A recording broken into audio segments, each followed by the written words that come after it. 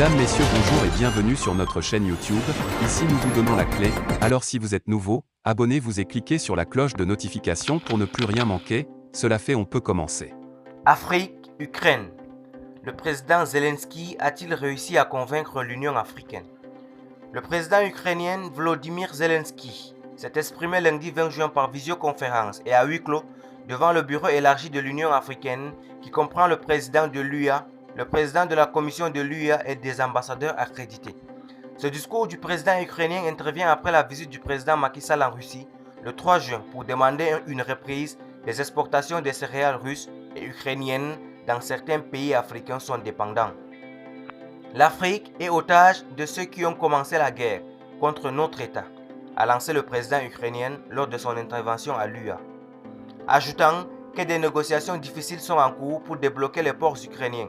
Volodymyr Zelensky tente d'obtenir un engagement plus fort des pays africains, commente un chercheur, notamment pour peser dans les instances onusiennes.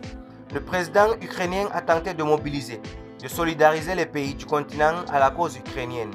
Il a lancé des initiatives pour le moins inattendues, comme la nomination d'un envoyé spécial ukrainien pour l'Afrique au cours de la tenue d'une grande conférence Afrique-Ukraine. L'Afrique compte pour un quart des votes à l'Assemblée générale de l'ONU, mais près de la moitié du continent s'est abstenu il y a 3 mois lors du vote condamnant l'agression russe.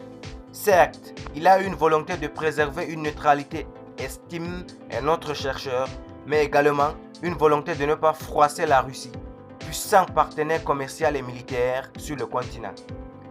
Volodymyr Zelensky n'arrivait pas en terrain conquis auprès de l'Union africaine. Sa prise de parole a été plusieurs fois repoussée depuis avril, rappelle notre correspondant à Addis Abeba, Noé Otiebodun.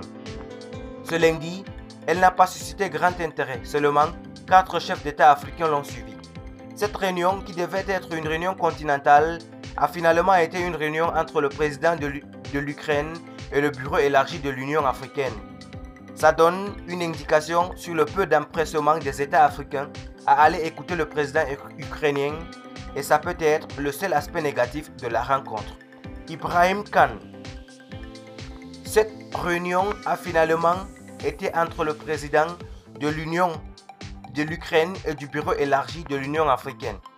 De son côté, l'Union africaine n'a pas fait de commentaires. Elle est restée fidèle à son approche de non-alignement dans ce conflit.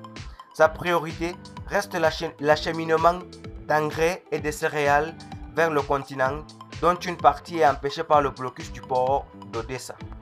Sur les réseaux sociaux, le président de l'UA, Macky Sall, a remercié le président ukrainien pour son intervention, rappelant que l'Afrique reste attachée au respect des règles et du droit international, à la résolution pacifique des conflits et à la liberté du commerce.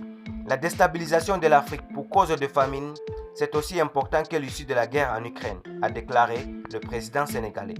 Une position réitérée par le président de la Commission de l'Union africaine, Moussa Faki Mahamat, qui a par ailleurs rappelé le besoin urgent de dialogue pour mettre fin au conflit. Merci pour votre attention. Si vous êtes nouveau, n'oubliez pas de cliquer sur la cloche de notification et de vous abonner à la chaîne. A très bientôt pour une nouvelle vidéo.